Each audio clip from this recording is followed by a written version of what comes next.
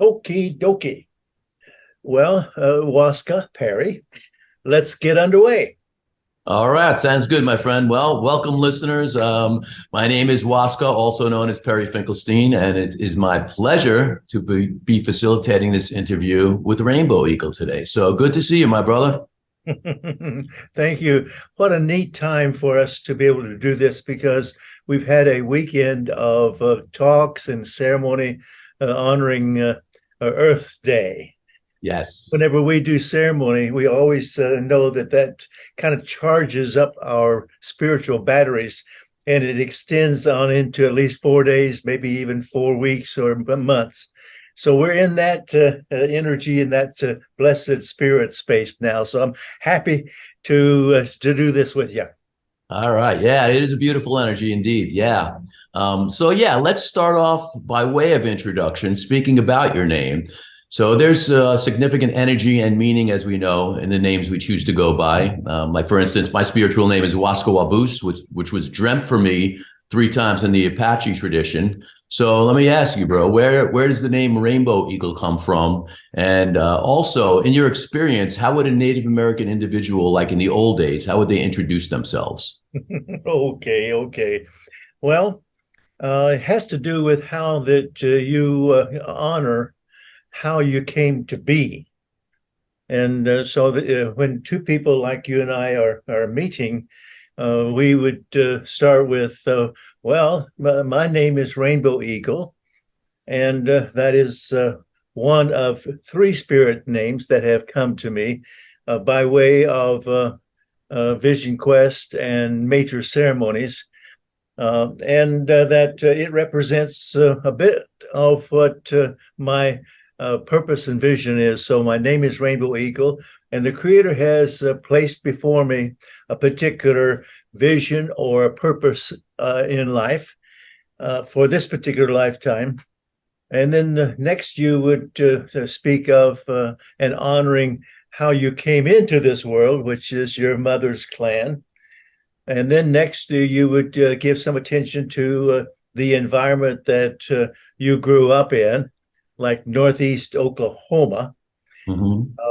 And then the very last thing in this order would be your tribal blood lineage, as well as your father. In my case, I have a full blood Okla Choctaw father and a fine white Christian mother. So that's kind of the order of how a quick introduction is made. Really appreciate these moments because in some ways we are beginning to fulfill what is called a prophecy of the Anishinaabe, the fulfillment of the 7th fire prophecy, when a time will come when people will be open to listening and visiting and considering what indigenous people have to say about our experience here with Mother Earth. Yeah, beautiful. So if I could probe a little bit further. So when I think of Rainbow Eagle, we have the Rainbow Tribe, the Rainbow Nation. The eagle in Native American culture, as I'm sure you know, it flies higher than any other bird of prey and sees. It's a direct connection to spirit and to creator. So I'm just curious, like the name Rainbow Eagle. What more can you share about it, the significance for you and Yeah. that connection to spirit? Okay. Well, we're just getting to know each other, and I'm kind of known as the Native American Paul Harvey. There is the more of the story and the rest of the story. And also, there is, whenever there is a need for education, there can be some adjustment to the idea that maybe the Creator is everywhere instead of just in one particular location. And also that we can feel like this is a time of coming into relationship, often Metakawasian kind of idea. Certainly the Rainbow Eagle, as I mentioned earlier, is my 3rd spirit name.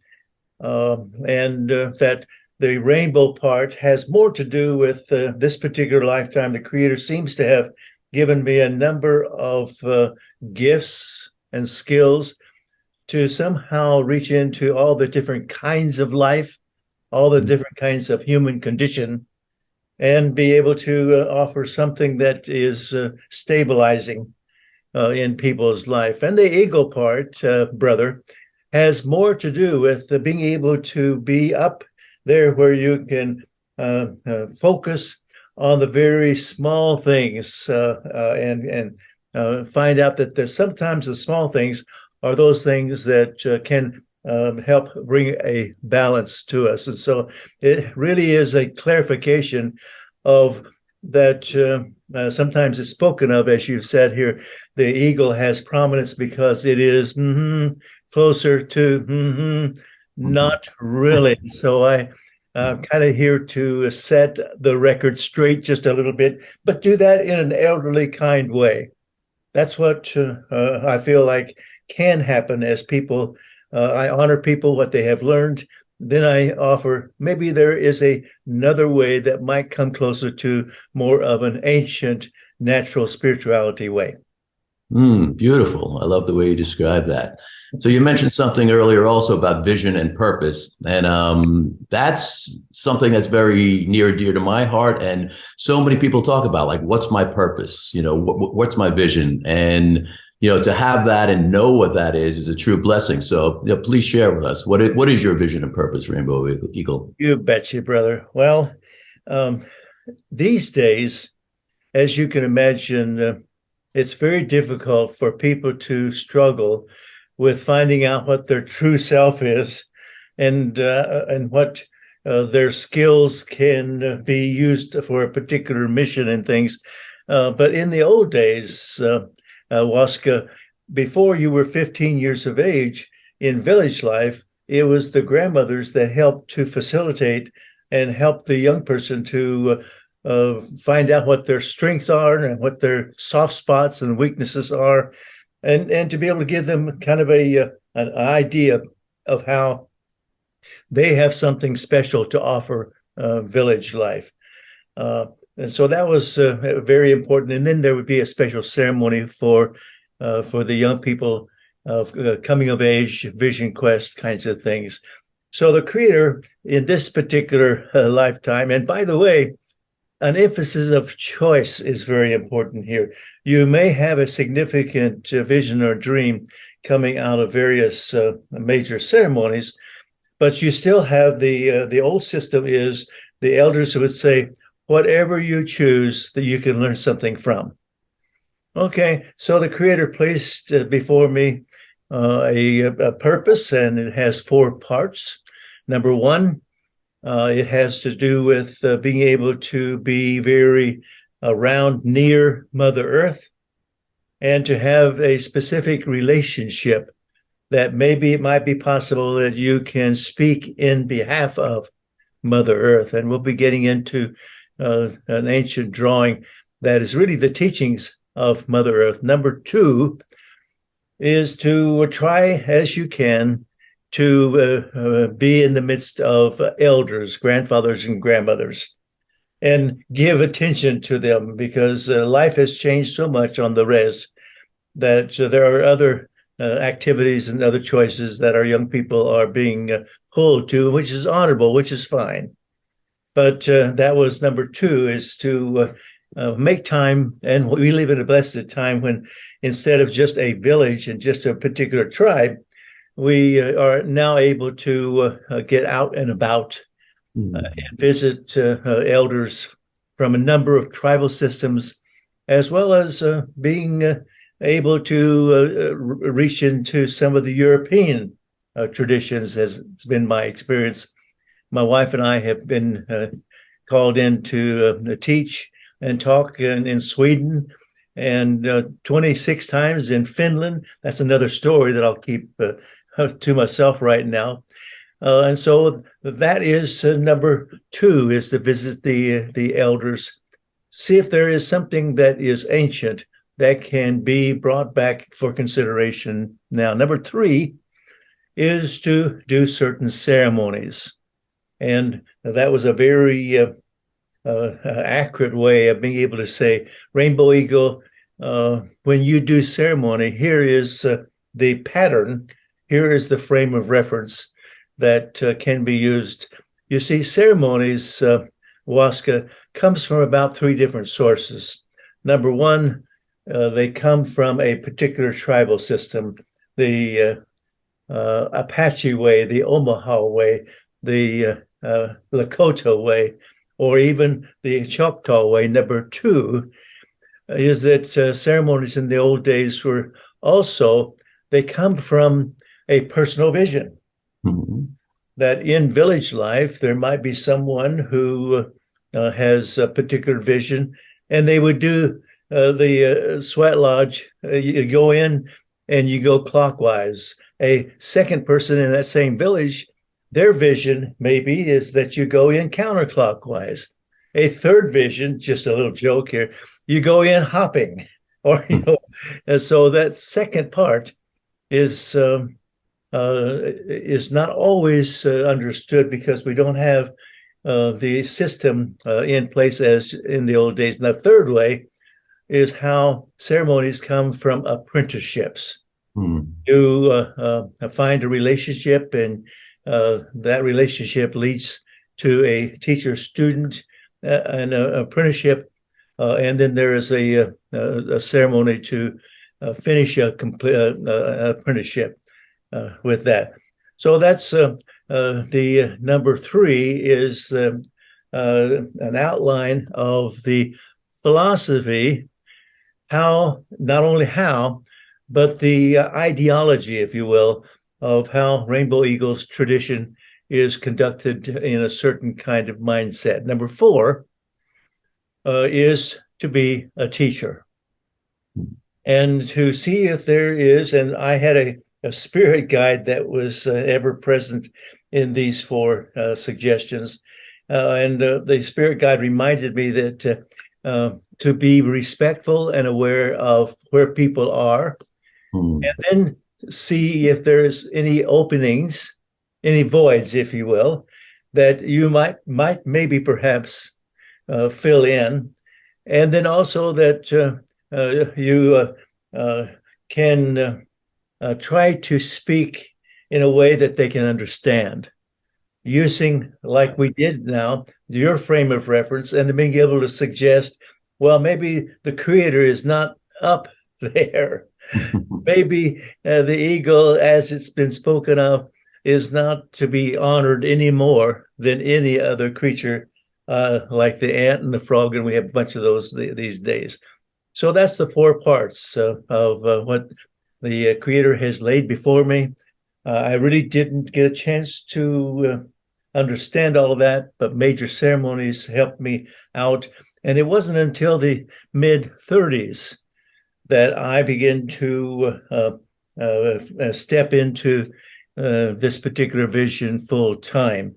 And then it wasn't until my mid-40s that my life finally came into a sense of balance, which means my walk beside, her name is Mary Rainbow Snake Woman, and a marriage of 26, 27 years now, made it possible for me to completely fulfill and step completely into the vision that the Creator has placed before me for this lifetime.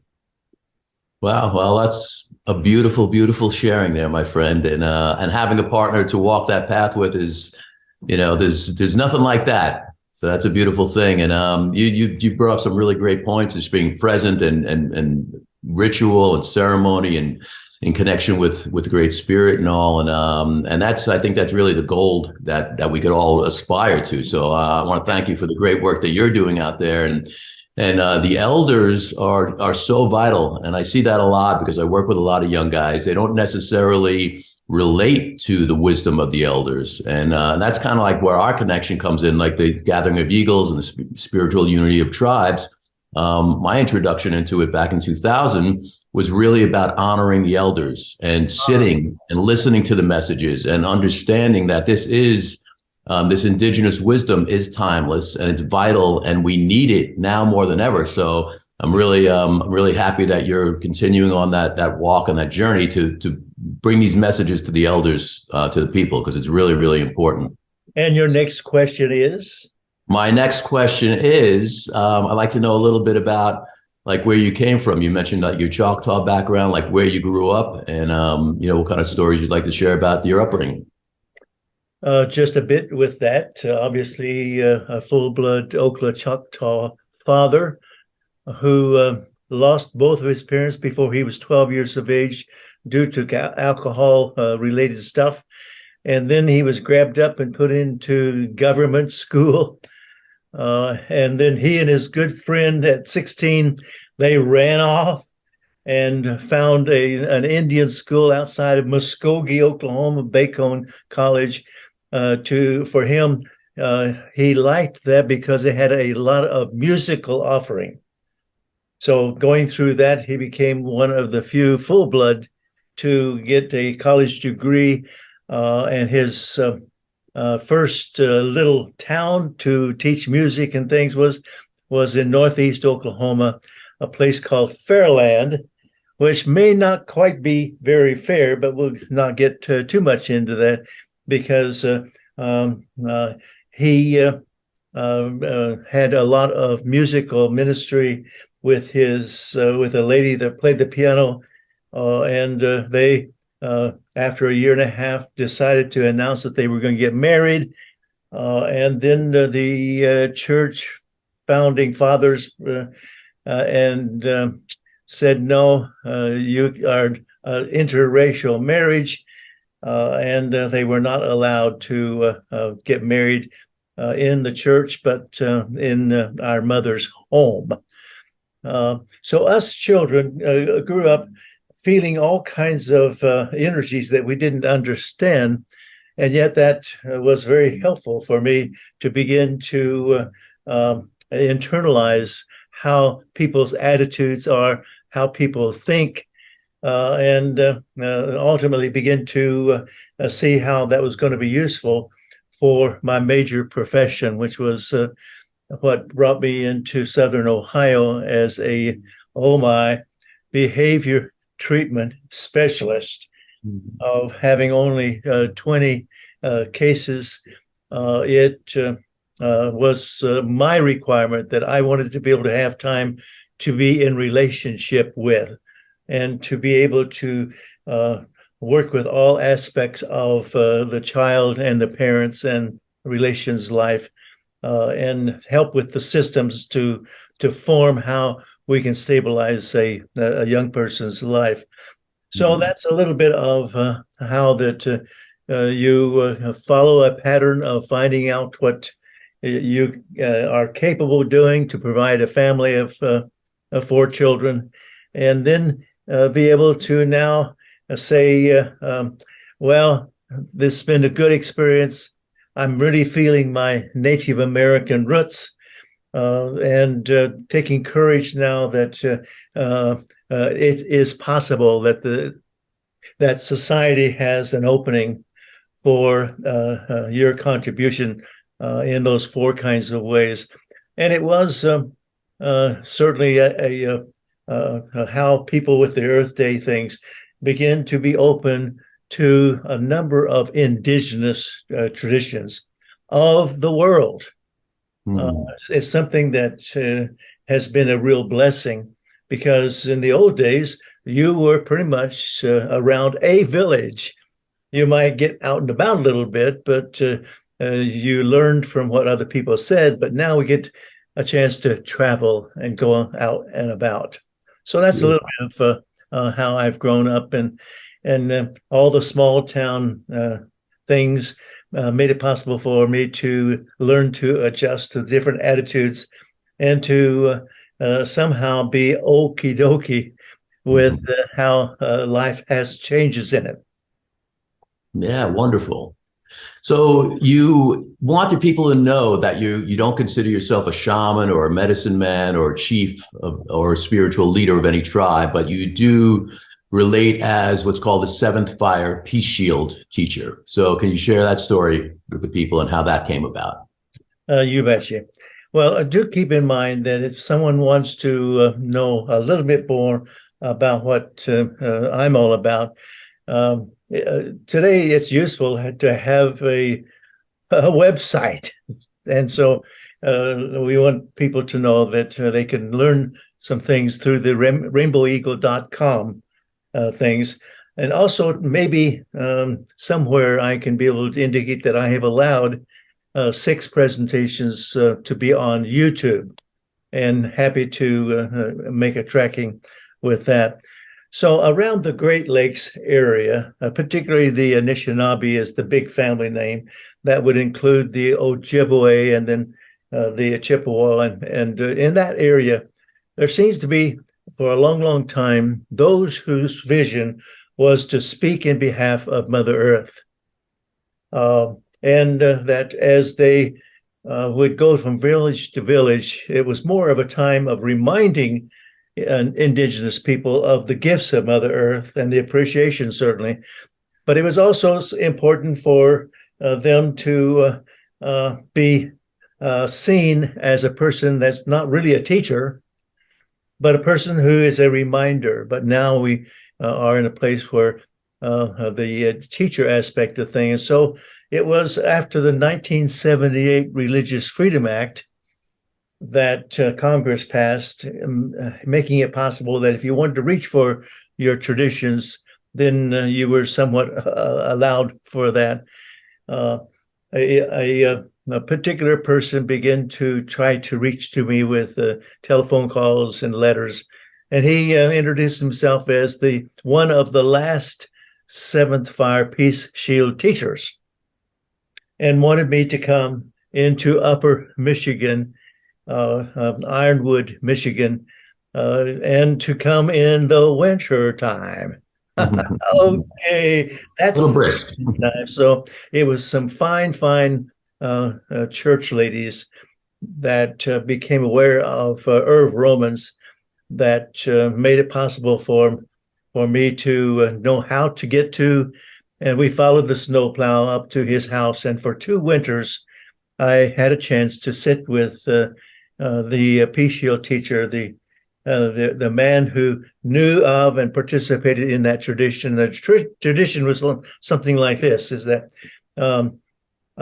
a mother, realizing that she was going to have a baby, also had a dream or a vision that that child was going to be another Peace Shield teachers. We'll use that word, because the elders kind of evaluated and said, well, we need another. Back in those days, it was like 25 or 30 Shield teachers. And so the mother would be aware that the child that she's bringing into the world would be under that training. She would then prepare relations and family that that child, usually a boy back in those days, because the travel thing, that at the age of about 4, then the child would go to another home, a Peace Shield teacher, which is usually grandfather and grandmother of Peace Shield teachers, and would then be there for 4 years until 8, and then the child would go to another home of Peace Shield teachers, and then at 12 go to another home, and then by the time they were 16, they will have had a significant education from a number of teachers, as well as a strong relationship with Mother Earth, because everything you learn has relevance and connection to the natural. And so that a young man would then go on a year-long vision quest, taking only a blanket and a knife, and really embrace the frame of reference, the source of the Peace Shield teachings. And by the way, WASKA, it's not a shield as you're seeing here. Those of you on radio, it's certainly round, and it only means that it is something that was housed within a circle. The circle is very meaningful to our Native people and many others.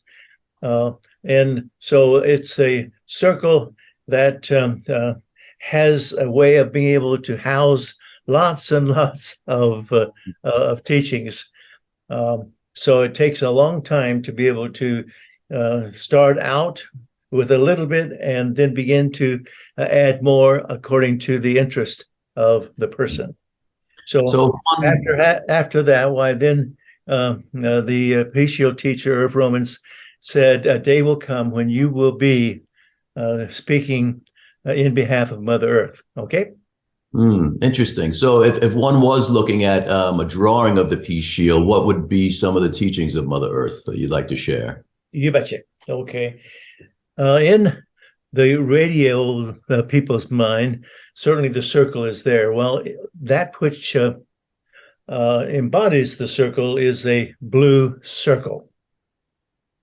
And that is a reminder. Remember, using the word reminder, is that everything is already in the spiritual lodge of the Creator. Everything. And that would help the indigenous people to include, for North America, over 500 nations, it helped Native people to include all of those that have different ways of being, different natures. And so the teaching, just as we were taking a walk into nature, that all of is included in the loving arms of the Creator. Within the center of this drawing, and it is a drawing that used to be taught just by drawing on the ground. The teachers used to do that. And then as hides became available, they began to put the drawing in that way where they can kind of carry it around.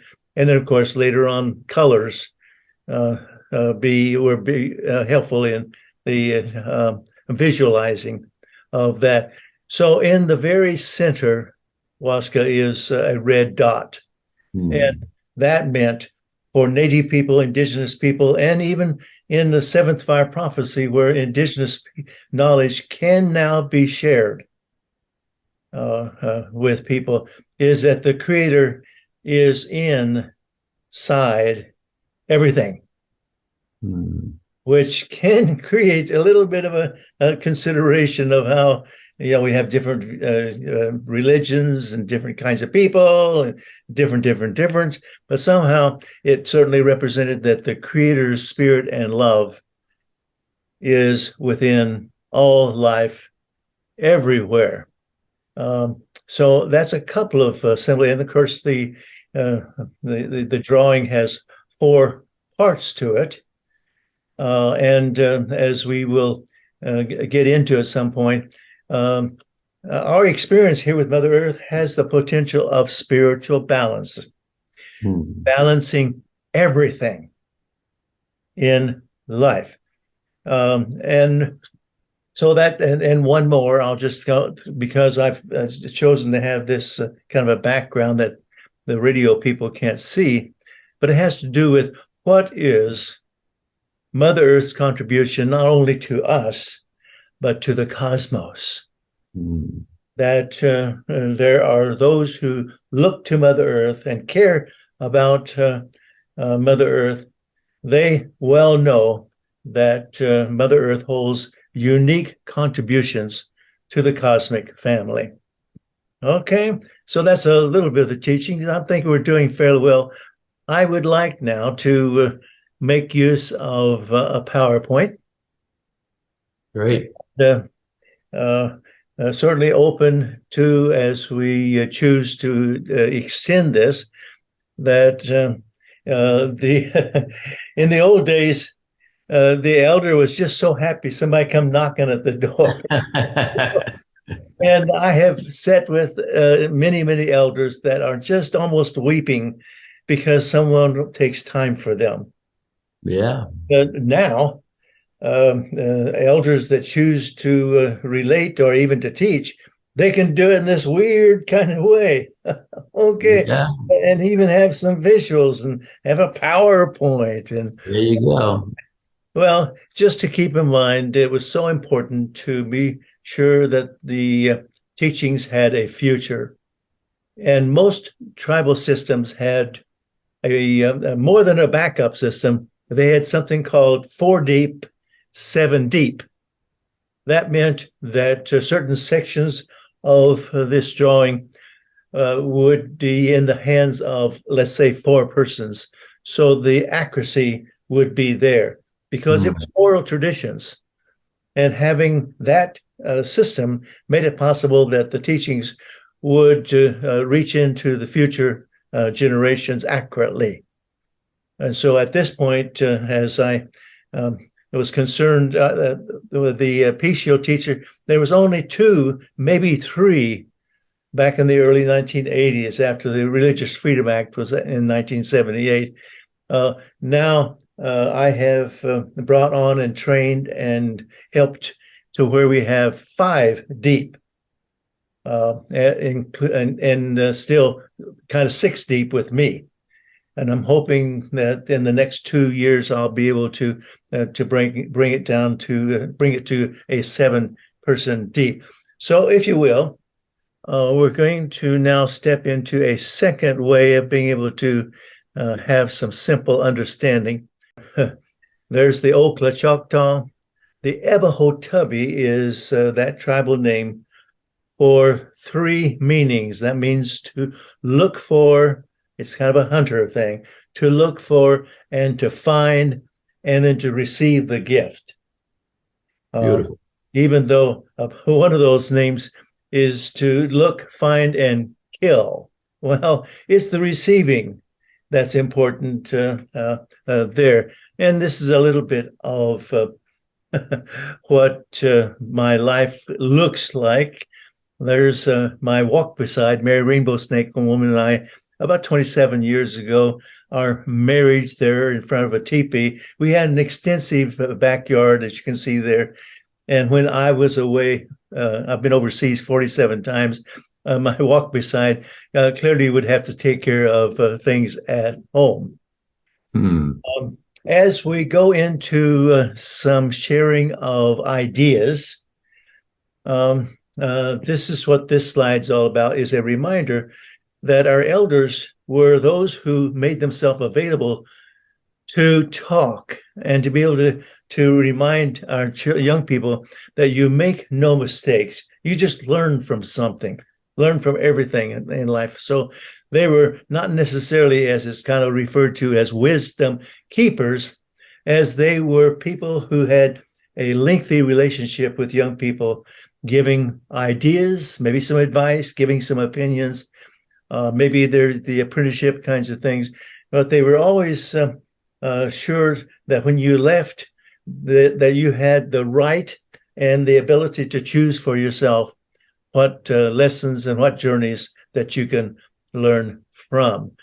So there's a little bit of clarification for that. What I'd like to do is to go through, I think, something like 13 ideas. Notice I used the word belief and not beliefs, because our tribal systems didn't have a translatable word in the tribal language for belief. It had more to do with, here is something I'm putting on the table, here's something that you can think about, but you decide for yourself. So let's look at some of these things. Number 1, oh my, thing is about a relationship. Even as it is now, where we can't get where we want to get, somehow even technology gives us the potential of honoring this advice giving, that everything. And notice that we do have some interesting signs now that point to a special repeating pattern of a 7th fire phenomenon, and that is relationships can cross over into boundaries. Here's one: everything is spiritual. Oh my! Well, I really had to kind of chew on this one, because obviously a lot of my early experience was blessed by a particular denomination that enjoyed the outdoors. They had summer camps and things like that. And so I've had to kind of back up and consider what I had heard from some of the elders, that somehow everything has its potential to assist our spiritual growth. Here is a bit of a video. Not sure how it's going to come across of teachings that I did in Vienna, Austria. And the reading is there. Let's see how it comes across. I think it's helpful to realize in everything that happens, everything, history, emotions, feelings, people, all events can be seen as useful and even spiritual. So here is another elder that changed worlds about 3 years ago, reminding us that everything is spiritual. Everything is spiritual. Everything has a spirit. Everything was brought to you by the Creator, the one Creator. Some people call him God. Some people call him Buddha. Some people call him Allah. Some people call him other names. We call him Onkashila, grandfather. Number 3. It was an Omaha grandmother many years ago that placed something before me. And that is that she said, Rainbow Eagle, you're going to become aware of sometime in your life that people are going to come into a relationship with a disease. Notice how I put that. Because they forget to access the spirit of gratitude and to say thank you for all events. Number 4. One of the first things that I heard from elders as I sat with them is that it's a way of life that sometimes people are attracted to indigenous things because of ceremony. And yet it is, they say, life is a ceremony. So it reaches to how that there is a whole lot you can do in an everyday life. For the Okla Choctaws, the men were known to have long hair. And the teaching of that was that you learn to take care of the long hair just like you would take care of your spirituality. You manage it. You make sure it's bundled up when you're sleeping, and that when you're taking a walk in the woods. So it's a caretakership of a way of life thinking. Number 5. I've already mentioned how the importance of the grandmothers, particularly, were so important for the young person to listen. Sometimes the young people would listen more to the elderlies than they would be for their own parents. So this is a reminder of how that the elderlies were people that you certainly respected, but also there were certain ones that you really wanted to include in your life for a long, long time. Even as a teenager, you would also include them in your life, and even as a parent and adult, and even as an elder, those elders that you have grown up with would speak from the other side and be what we would call spirit guides. And so there was this important foundation that was in most of our tribal systems. Number 6, oh boy, having the ability to deal with change. And 2 aspects of how indigenous people around the world were able to somehow hang in there is they knew that just as nature, you learn to adapt to how life is going to change. Even a significant fire was one that reminded the natural that things will come back in some way. And also for tribal people, being able to bring something that wasn't in the culture. Lots and lots of trading systems, lots of things were shared from lots of stories wonderful stories. And it was the result of those others that made it possible for your particular tradition to extend into the future. As you know, as the PCO teacher was teaching, he said that around the 1825, Indian ways went underground.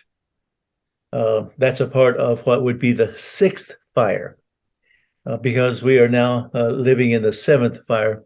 I won't have a lot of opportunity to explain a lot of these prophecies, but that is yet to come according to what people's desire is. Here's an interesting picture. My Walkman side and I did a wedding on the East Coast where colonization came. Okay, it's kind of one of those things that the elders have confidence it will come back. Just have that confidence in the Creator's design. Number 7, develop the ability and the right to decide what you want to do.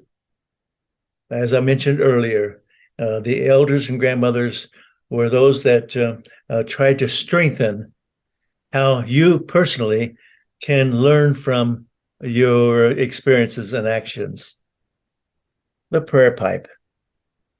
It is often spoken of by movies and things as a peace pipe.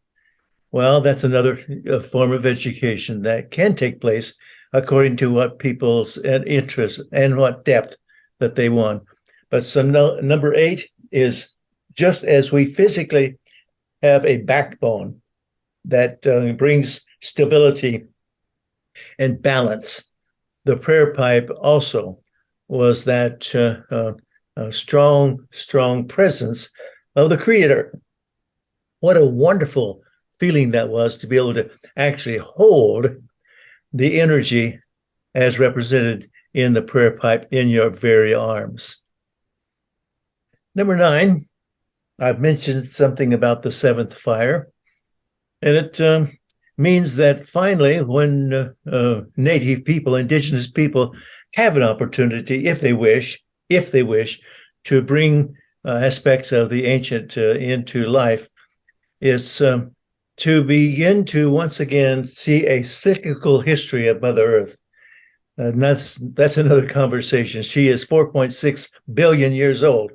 She's had a number of opportunities to assist people to learn from her. So today we do live in the prophecy of the 7th fire. And once again, maybe, perhaps, there's going to be some things that stabilized life in the past can be brought back, and the 7th fire is to help bring bring the family back together again, and to become related with all life everywhere again. And in the 7th fire, it is said that, notice it's a cyclical thing, but we're looking at that there's going to be a time when there'll be new people who will step up and want to go and visit with the elders and see what things that have been placed on the side of the trails that can be embraced once again. So every fall, we have ceremony honoring our elders. And that's a tradition that goes way back. The winter season is a difficult time for a lot of our elders. Elder trees, elder fish, elder flowers, the eldership. So that's a bit of how important it is that we recognize the instructions of how to look at the 7th fire. And as you can see there, part of my vision, as I've explained it, was to go listen to and be with elders. Part of this story is also those from both North America and South America, as well as Sweden and Finland, those that are across the water there. Number 10. And I'm glad that we are making room for these simple suggestions here. And that is to honor each other's sacred space, sacred spirit, and to recognize that in the honoring of that, we allow people to grow in their choices. Just as the Creator has symbolically reminded us that for the first 9 months, we were blessed with the spirit, the growing energy of the umbilical, the womb, and that when a child is born, they're moving from a water world into an air world, and the air world really opens up how to be able to understand people and to respect the different way life is, and also to be able to expect that people will make a circle and look at you and honor your sacred space. Number 11. Interesting phrase. The picture there is Sweden, but with the children. But it's another idea that takes a while to kind of get your mind around. We all live between the very young and the elders. So those are the two strong frame of references that is a reminder here. Number 12. Every physical creation can be a spiritual idea.